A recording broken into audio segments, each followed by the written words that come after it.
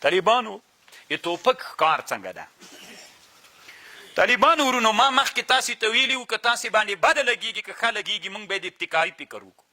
شامي رحمه الله وی ګوري طالبانو دا ټوپک د شامي زمانه کې به خدا څه رقم ته هغه زمانه کې دانپور ټوپک ورته ویلې تاسې به اوس لیدلي تا په یادېږي دانپور ټوپک حاجي صاحب او پاس نه به یې باروت ور واچول داسې به هغه پکې بیا به ډس پې باندې کوو طالبانو. نو د شامي رحمه الله زمانه کې شامي داسې فتوا کړې وی په ټوپک باندې ښکار کول وی دا مردار ده د دوه وجوهاتو نه مردار ده. یو دا ده وی هغه شی چې پې ولګېږي هغه سوځي. دویم دا د طالبانو وی دا د درز نه سړی د حیوان مړ کېږي د درز د وجې نه مړ کېږي د هغه د وجې نه مړ کېږي د جرح د وجې نه مړ کېږي. نو طالبانو ورونو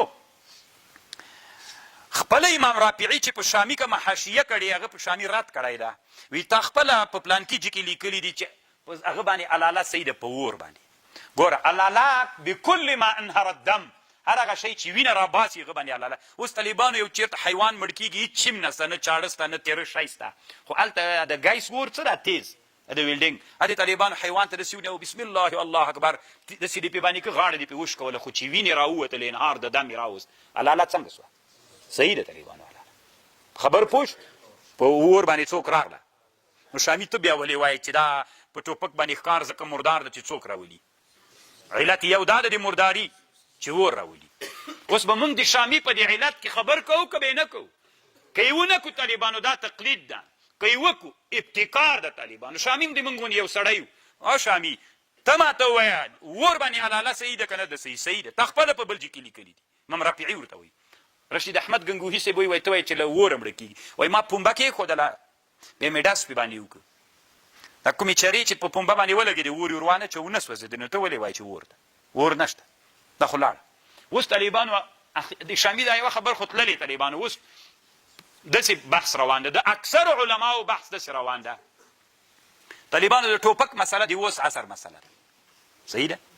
د ټوپک په مسله کې طالبانو دوی داسې وایي وی د موږ احناف اکثر علما خصوصا د هند علما وایي چې د ټوپک ښکار مردار ده ولې وی ځکه په دراز مړه کېږي دراز باندې زه نه پوهېږم طالبانو دا مشران طالبان تاسې چې د جهادي سلسلو کې یا ډزې مو ډېرې کړي بیا درته معلومات کېږي.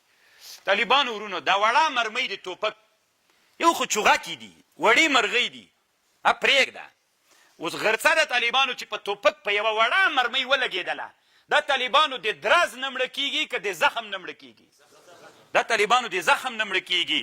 نو چې هدایه وایي چې کوم حیوان د جرح نه مړ سي طالبانو هغه څوک ده پاک ده طالبانو.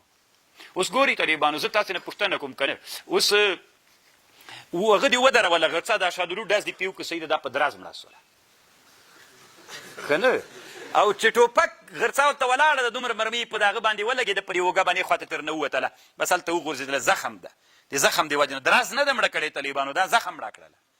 دماغ خپل تحقیق دا له طالبانو زه چې ما ته تحقیق معلوم سي بیا به تقلید خپل کار کوي طالبانو ورونو. زه د ټوپک د ښکار د حرمت قایل نه یم طالبانو د ما رایه او همدومره ستړې مې هم تېره کړې طالبانو په پټو سترګو نه. ما ته یو ورځ یو مولي صاحب ویلي وي تحقیق مې اورېدی معارف القرآن ته خپل چې کې کېده ما دومره ستړې تېره کړې ده چې ته ورته حیرانه سي. د څلورو مذاهبو کتابونه مې پې کتلي دي طالبانو ورونو. زه او یو داسې که یو چا باندې دا خبره ښه نه لګېږي طالبانو بېله مسله ده د الله دپاره د تنا حکم قتل پکار نه دي طالبانو عملي دي دا کار سړی وکړي بې سړي ته معلومه. اوس یو سړی چې وولې په مرمۍ باندې وولې یوه مرمۍ باندې وولې دا سړی د دراز نه مړ سو طالبانو که د زخم نه. زه مثال درته وایم طالبانو کله کله به چې موټر بم وسو دلته کابل کې یو موټر بم وسو طالبانو ټکټر بم یې ورته ویلې که څه بلا دومره دراز یې کړی و که نه چې دوی بیخي لګېدلي نه و دا دراز وزلي ول انسانان دغه ته وقظ وایي طالبانو خبر باندې پوه یا دومره ډبره کوچی راواخلي داسې در خوشې کې شرنګې جګ سي دلته دې په دا زړه وولي بیخي زخمي نه یې طالبانو دی دراز نه مړ سي دې ته وقظ وایي طالبانو.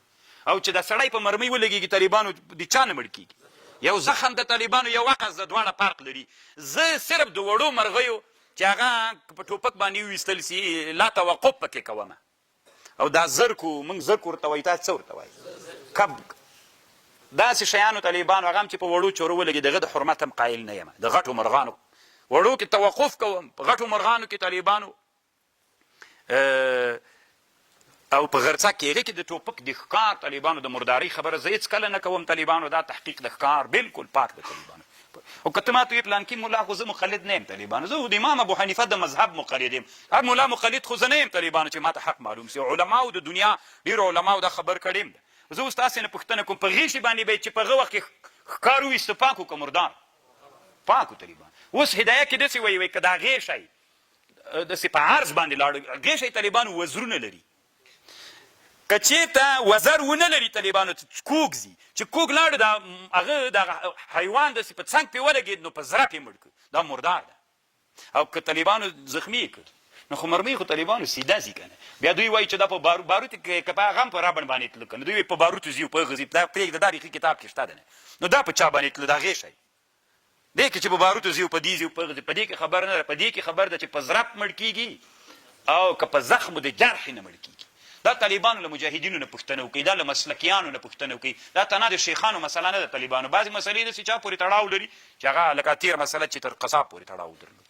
زه خپله طالبانو د ښکار خصوصا غټ مال یا غټ حیوانات چې ښکار کوي طالبانو زه بالکل د حل قایل یم، دا حلال دي طالبانو. الا ما زکیتم وما ذبح علی النصب وان تستقسموا بالازلام، او تاسې تقسیم مکوئ په ازلامو. طالبانو ورونو یوه بله خبر هم د لږ خوندوره ده که نه چې بیا در باندې ډېره نه سي دا خبر. وینه حرامه ده، خو یوه هغه وینه چې په رګونو کې وي، هغه په غوښې کې وي، هغه وینه څوک ده؟ اوس دلته غم په دې کې دا ده چې هغه وینه چې په غوښه کې ده هغه وینه څوک ده؟ پاکه ده. خو کومه وینه پاکه ده طالبانو؟ دې کې ټول څلور اقوال دي په وینه کې چې کومه غوښه ده دا پاکه ده، خو کومه وینه طالبانو ورونو؟ نو څلور اقوال پکې دي. الله دې د علامه محمد هاشم ابن عبدالغفور سیندي سره ښه وکړي دا مسله یې ډېره خوندوره حل کړې. دی داسې وایي ګورې طالبانو ورونو غوښه ده که داسې زور دې پې باندې وکړه بیا هم وینه تر وڅڅېدله، دا وینه طالبانو مرداره نه ده، دا مرداره ده. دا وینه هغه وینه چې غوښه باندې زور کې تر نون نه څاڅېږي طالبانو، دغه وینه پاکه ده. خبر چې د غوښې کې کومه وینه د طالبانو هغه وینه پاکه ده، مراد له هغې وینه نه کومه وینه مراد ده. اوس بعضې خلک کې مال حلال کې غوښه مینځي نه ګورئ که نه، نه یې مینځي همداسې ډایرکټ دیګ ته ور واچوي. اوس که دومره وینه پکې وله چې د سیکې تر څاڅي طالبانو دومره وینه پکې وه، دا وینه بیا مرداره ده. ګورئ بعضې داسې که نه دغسې وړکی مال حلال کې وینه بیخي نه که زور هم پکې وینه نه تر څاڅي. دغه غوښه چې په رګونو کې ده دغه رګ وینه څوک ده؟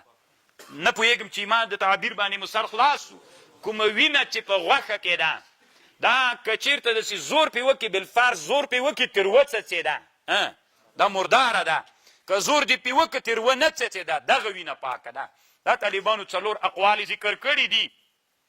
انما يحرم الدم المصفوح الذي يسكن العروق اذا فجر ساله، چې زور پې وکړي طالبانو وبهیږي دغه وینه مرداره ده. او که د حالت کې نه وه طالبانو ورونو بیا پروا نه کوي.